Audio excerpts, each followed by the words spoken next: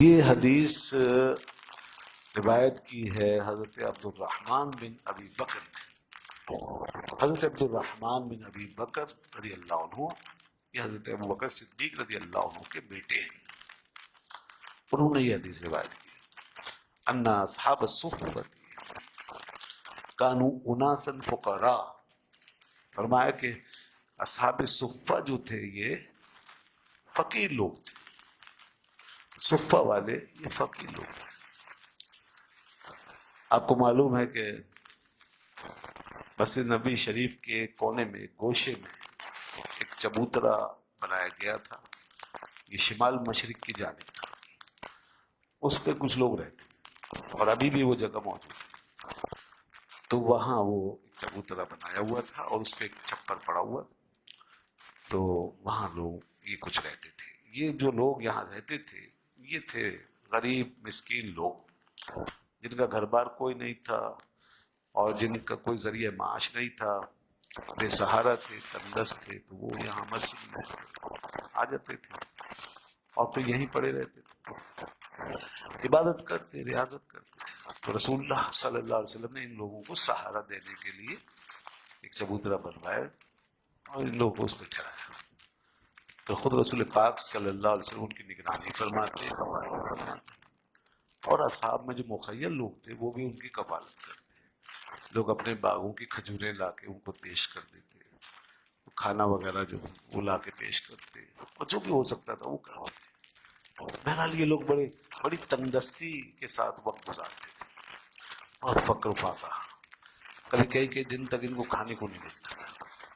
اور مدینے میں بھی چونکہ عام طور پہ غربت تھی، لوگوں کے گھروں میں بھی نہیں ہوتا تھا۔ بعد میں پھر فتوحات ہوئی تو لوگوں کو اچھا کھانے پینے کو ملا، لیکن ایک زمانے تک تو کافی تنگی تھی۔ تو یہ حضرات جو تھے یہ اور زیادہ تنگی میں آ جاتے تھے کئی دن پر۔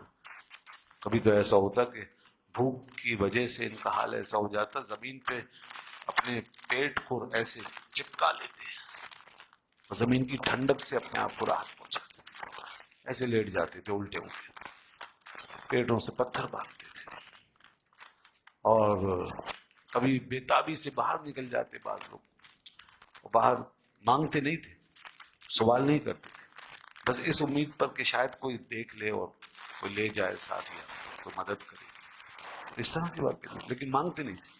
اللہ تعالیٰ نے ان کے بارے میں فرمایا لا یسألون الناس الحافا، یہ سوال نہیں کرتے تھے لوگوں سے، ایسی سفید پوشی اور ایسے جناب ان کے اندر غیرت ایسی ہوتی کہ مانگنا جو ہے یہ تو ضمیر کی منافی ہے۔ آج تو بھائی مانگنے والے مانگ رہے ہیں، اور مانگنا جو ہے آج کا ایک بہت بڑا ہنر بن گیا اور بڑا اعزاز ہو گیا۔ مانگتے سبھی ہیں الا ماشاء اللہ، بڑے بڑے لوگ مانگتے ہیں، ہم ملکی سطح پہ مانگنے میں کوئی آر محسوس نہیں کرتے، دنیا کے سامنے ہمارا کاسا پہلے، یہ بھی تو مانگنا ہی ہے، تو بڑے فخر سے مانگتے ہیں، اس کو ایڈ کہیں کچھ بھی کہیں بس مانگتے ہیں۔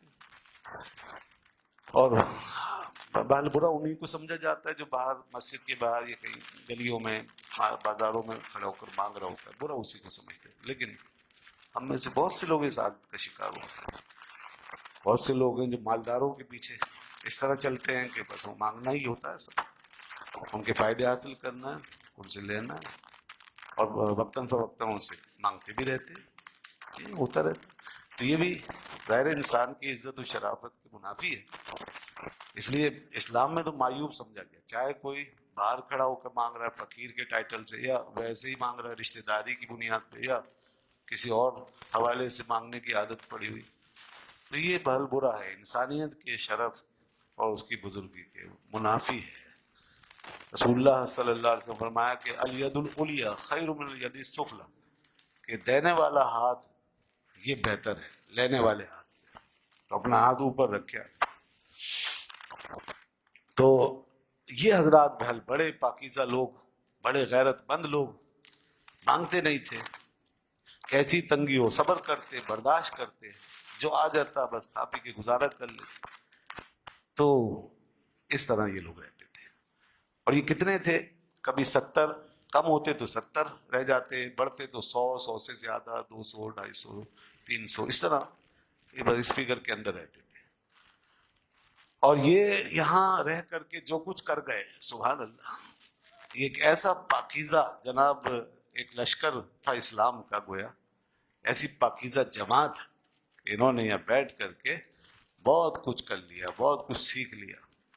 عبادت و ریاضت تو ان کا دن رات کا مشغلہ تھا ہی، مگر انہوں نے علم کے سلسلے میں بھی جو تگ و دو یہاں بیٹھ کے کی، اور جو ساری باتیں انہوں نے دیکھی اور سیکھی، اور ایک ایک فرمان جو جمع کیا، اس کی وجہ سے آج یہ فائدہ ہوا کہ امت کو ایک بہت بڑا ذخیرہ علم کا ان بزرگوں کی وجہ سے آ گیا، احادیث کا بہت بڑا ذخیرہ.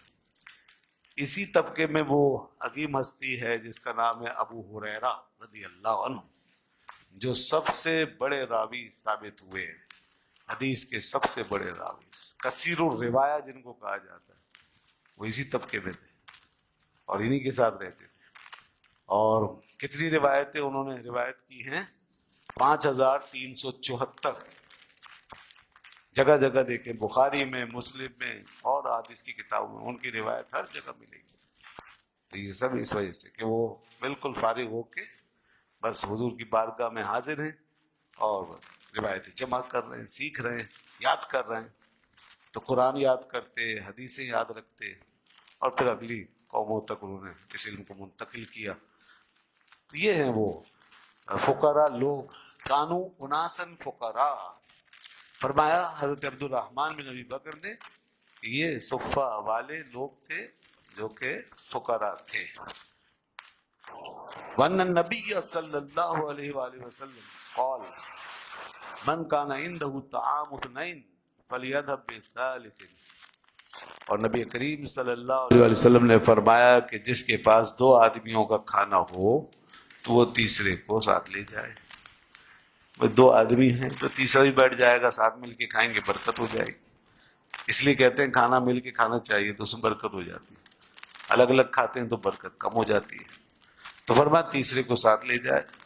اور اگر 4 ہیں بین اربعون فخامس تو 5ویں کو ملا لے، اور اسی طرح 5 ہے تو 6ٹھے کو ملا لے. وَأَنَّ أَبَا بَكْرٍ جَاءَ بِالثَّلَاثَةِ. تو حضرت عبد الرحمن کہتے ہیں میرے والد حضرت ابوبکر صدیق رضی اللہ عنہ 3 آدمیوں کو لے کر آ گئے، 3 آدمیوں کو لائے. وَانْطَلَقَ النَّبِيُّ صلی اللہ علیہ وسلم بِعَشَرَةٍ. اور نبی کریم صلی اللہ علیہ وآلہ وسلم 10 آدمیوں کو لے کے تشریف گئے. 10 آدمیوں کو لے کر گئے آپ، 10 آدمی حضور کے ساتھ. حضرت ابوبکر 3 آدمیوں کو لائے تھے، نبی پاک صلی اللہ علیہ وسلم 10 آدمیوں کو لے کر گئے. قال وهو انا وابی وامی. تو عبد الرحمن کہتے ہیں کہ گھر میں میں تھا، میرے والد اور میری والدہ، یہ گھر کے افراد تھے. اور ولا ادری حل قال وامراتی وخادم. رابی کہتے ہیں جنہوں نے عبد الرحمن سے روایت کی، وہ کہتے ہیں مجھے یاد نہیں پڑ رہا کہ انہوں نے یہ بھی کہا تھا کہ اور میری بیوی اور ایک خادم، تو یہ بھی تھے. تو اس طرح یہ کل افراد تھے. بین بیتنا و بیت ابی بکر، یعنی ہم سب ساتھ رہتے تھے، ہمارا اور ابو بکر صدیق کا گھرانہ یہ تھا. تو اس گھر میں ہم یہ سب افراد تھے. وَإِنَّ أَبَا بَكْرٍ تَعَشَّىٰ عِندَ النَّبِيِّ صلی اللہ علیہ وآلہ وسلم. اور ابو بکر صدیق رضی اللہ عنہ نے رات کا یعنی شام کا کھانا تناول فرما لیا تھا نبی کریم صلی اللہ علیہ وسلم کے پاس. مہمانوں کو لے کر گئے تھے گھر پر، اور پھر یہاں آیا کہ آپ نے رات کا یعنی شام کا کھانا کھا لیا تھا حضور کی خدمت میں آپ کے پاس. تعشیٰ کہتے ہیں شام کے کھانے، شام کا کھانا، اسی سے عشائیہ ہے، یہ لفظ عشائیہ اسی سے بنا ہے، تعشیٰ یا تعشیٰ. تو یہ شام کا کھانا جو ہے یہ شام ہی کا ہے اصل میں عربی کے مطابق. ہم تو رات کو کھاتے ہیں اور بعض لوگ بہت دیر دیر سے کھاتے ہیں، لیکن یہاں اہل عرب کا دستور تھا سورج غروب ہونے سے پہلے، تو سورج غروب ہونے سے پہلے کھا لیا کرتے تھے اگر روزہ نہیں ہوتا تھا، اور اگر روزہ ہوتا تو پھر افطار کرتے تھے اور افطار کے بعد کھا لیا، یہ ہوتا تھا. تو یہ شام کے کھانے کی روٹین ہے. مگر ہمارے یہاں الگ الگ روٹین ہے لوگوں کی. تو یہاں پر مراد وہی ہے کہ انہوں نے شام کا کھانا اپنے وقت پہ کھا لیا. اب یہ ذرا واقعہ کچھ اس طرح ہے، یہاں پہ تو پوری تفصیل نہیں ہے، کچھ ترتیب بھی آگے پیچھے ہے. تو اب دیگر جو روایتیں آئی ہیں نا اسی سلسلے میں، تو ان کو بھی سامنے رکھیں. تو میں ذرا اس سے بھی استفادہ کرتے ہوئے پھر آپ کو بتاتا ہوں کہ ہوا یہ کہ آپ مہمانوں کو لے کر گھر پہنچے اور ان کو گھر والوں کے حوالے کیا اور اپنے بیٹے کی ڈیوٹی لگائی عبد الرحمن کی کہ یہ مہمان ہیں، ان کو کھانے کے وقت کھانا کھلا دینا، اور میں جا رہا ہوں حضور کی خدمت میں، مجھے دیر ہو سکتی ہے، تو اس لیے تم ان کا خیال رکھنا، ان کو کھانا وانا کھلا دینا. یہ سب وہ کر کے کہہ کر سمجھا کے پھر آئے تھے. یہاں یہ سب تفصیل نہیں ہے. ثم لبث حیث صلیت العشاء، پھر وہ وہاں ٹھہرے رہے، حضرت ابوبکر صدیق رضی اللہ عنہ وہیں ٹھہرے رہے حضور کی خدمت میں یہاں تک کہ عشاء کی نماز کا وقت ہو گیا، تو عشاء کی نماز بھی پڑھ لی گئی. ثم رجع، پھر وہ لوٹ کر آئے.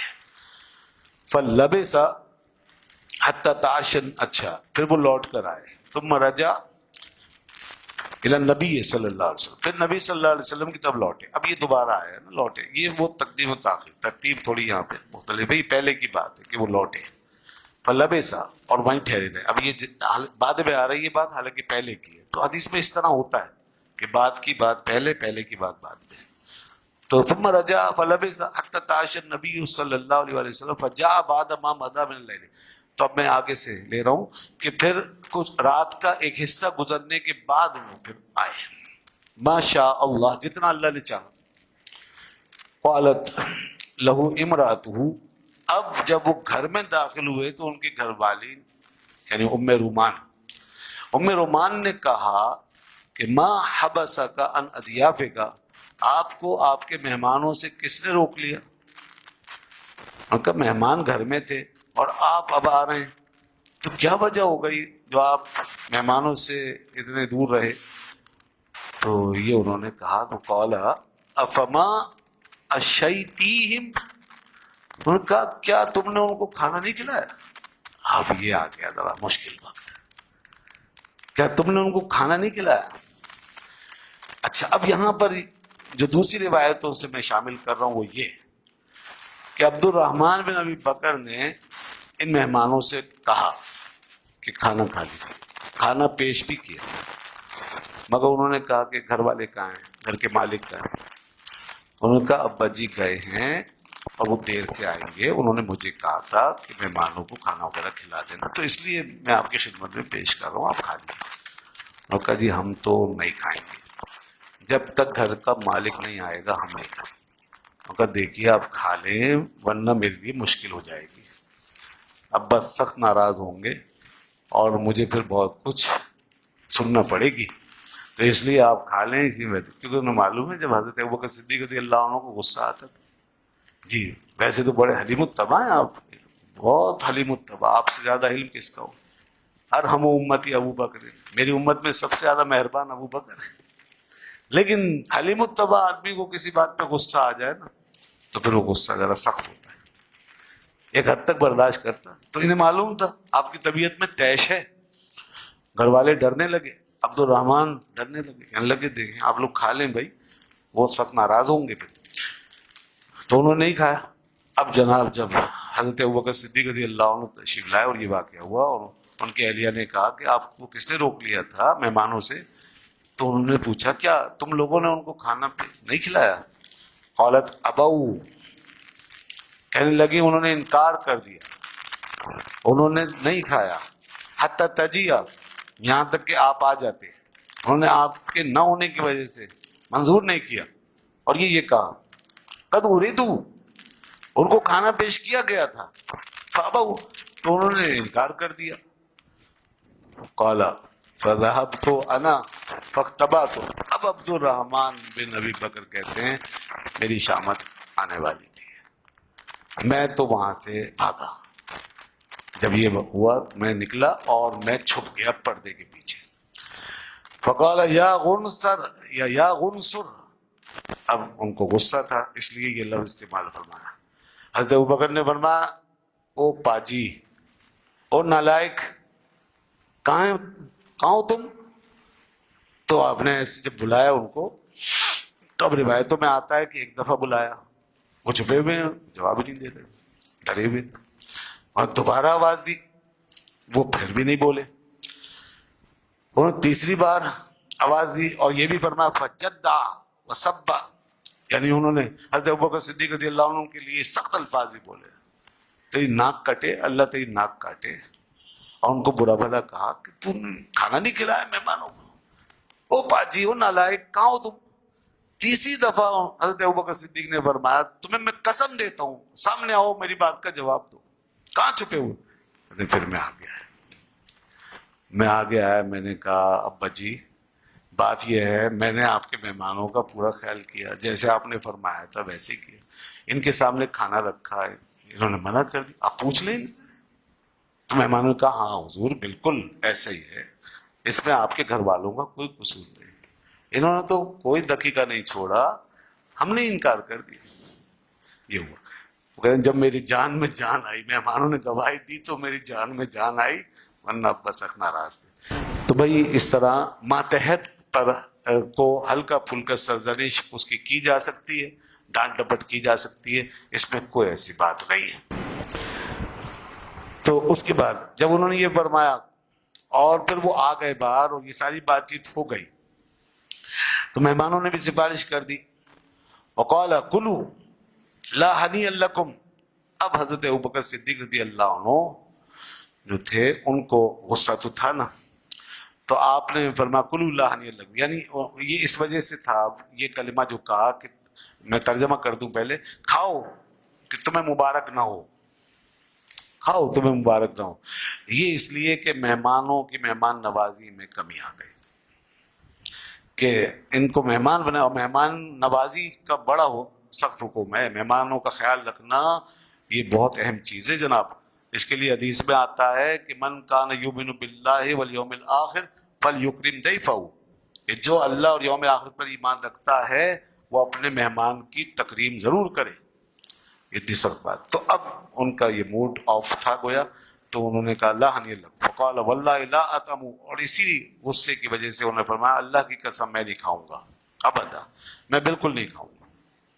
اور انہوں نے قسم کھا لی.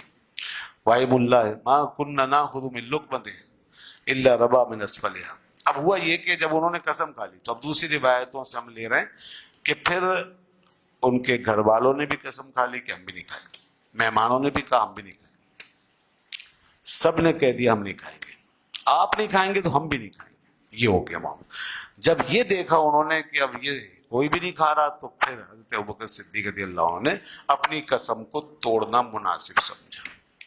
تو یہاں سے ایک مسئلہ اور پتہ چل گیا کہ اگر کبھی طیش میں یا کسی وجہ سے آدمی کوئی قسم کھا لے اور بعد میں دیکھے کہ اس قسم کو پورا کرنے میں بہتری نہیں ہے، کوئی بھی بات ہے، کسی کی ناراضی کیوں نہ ہو، تو پھر اس قسم کو توڑ دے، اس کا کفارہ ادا کرے اور وہ کام کر لے جو قسم کے مقابلے میں زیادہ بہتر ہے، جس میں زیادہ فائدہ. اب یہ مہمانوں کی دلجوئی کا معاملہ ہے تو اس لیے یہی بہتر ہے کہ یہ کیا جائے.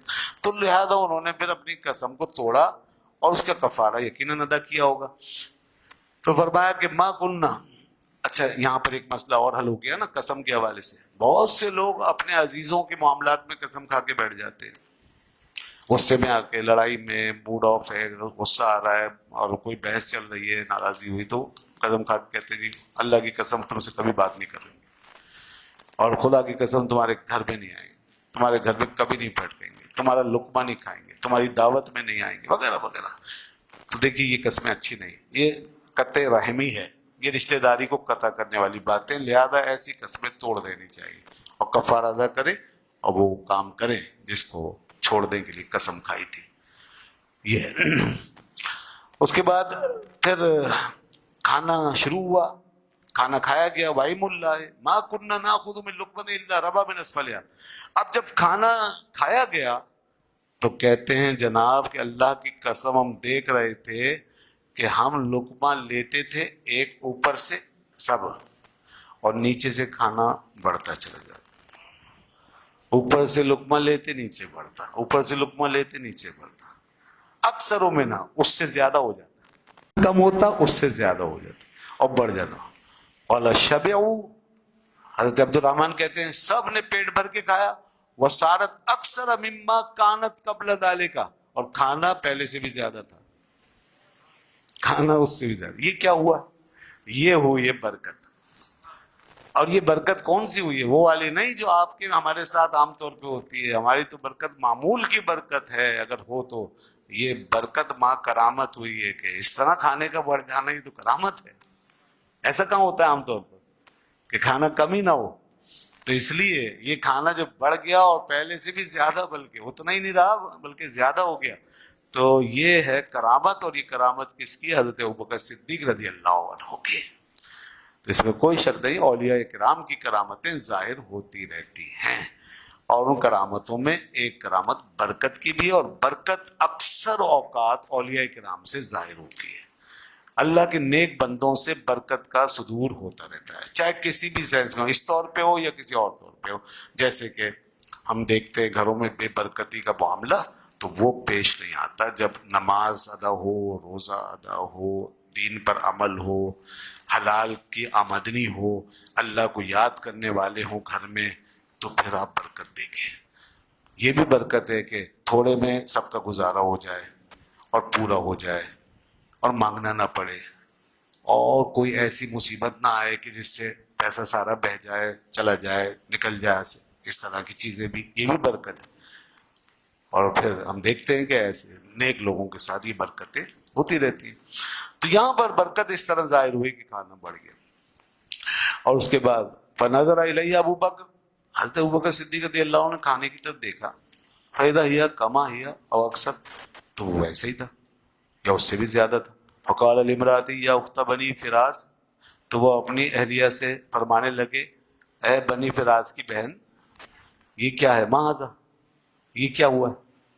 قال اللہ وقرۃ عینی الآن اکثر منها قبل ذلك بثلاث مرار، وہ کہنے لگی میری آنکھوں کی ٹھنڈک، یہ انہوں نے محبت سے کہا، میری آنکھوں کی ٹھنڈک لہی الآن اکثر، یہ تو اب اس سے بھی زیادہ ہے. اور کتنا زیادہ؟ بثلاث مرار، 3 گنا زیادہ، 3 گنا زیادہ ہے. خاتون ہے نا، خاتون کا اندازہ ججمنٹ جو ہے زیادہ تیز ہوتی ہے گھر کے معاملات کے بارے میں، تو انہوں نے اندازہ لگا لیا 3 گنا زیادہ ہو گیا ہے. تو فاقل منها ابوبکر، تو پھر حضرت ابوبکر صدیق رضی اللہ عنہ نے اس سے کھایا. پہلے قسم کھائی تھی نہیں کھاؤں گا، تو پھر انہوں نے کھایا. اور وقال انما کان ذلک من الشیطان، اور قسم کے بارے میں اپنے فرمایا کہ یہ شیطان کی طرف سے تھی، جلد بازی میں قسم میں نے کھا لی، وہ شیطان کی طرف سے. تو پھر اس کے بعد یہ ہوا جناب، ثم اکل منها لقمۃ، انہوں نے کھایا، ثم حملها الى النبی صلی اللہ علیہ وسلم، پھر اس کھانے کو جو بچ گیا تھا وہ نبی پاک صلی اللہ علیہ وسلم کے پاس لے گئے. پھر اس کو اٹھا کر وہ نبی کریم صلی اللہ علیہ وسلم کی خدمت میں لے گئے. فاصبحت عنده، اور صبح تک وہ کھانا حضور کے پاس رہا، وہاں صبح ہو گئی. وکان بیننا وبین قوم عقد، فرماتے ہیں کہ اس دوران، اس پیریڈ میں ہمارے اور ایک قوم کے درمیان، یعنی مشرک تھے وہ لوگ، ان کے درمیان معاہدہ ہوا تھا. فمد الاجل، تو وہ معاہدہ پورا ہو چکا تھا، تو وہ لوگ آئے ہوئے تھے. ففرقنا 12 رجلا مع كل رجل منهم اناس، تو رسول اللہ صلی اللہ علیہ وسلم نے ہمیں تقسیم کر دیا تھا 12 آدمیوں میں، اور ہر آدمی کے ساتھ کچھ لوگ کر دیے تھے. واللہ عالم کہ کتنے لوگ کس کے ساتھ تھے. کم مع کل رجل، کتنے لوگ تھے ہر آدمی کے ساتھ. فاکلوا منها اجمعون، اب ہم نگرانی کر رہے تھے 12 آدمی، اور پوری قوم تھی ایک جو اس وقت وہاں آئی ہوئی تھی، اور وہ کھانا جو گھر سے آیا تھا برکت والا، وہ کھانا سرو کیا گیا ان کو، اور سب نے مل کے کھایا.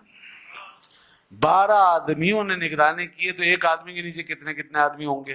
تو معلوم نہیں 100 کے آس پاس یا اس سے بھی زیادہ. تو ان سب لوگوں نے یہ کھانا کھایا، اتنی برکت ہوئی ہے جناب. یہ ہے وہ حدیث.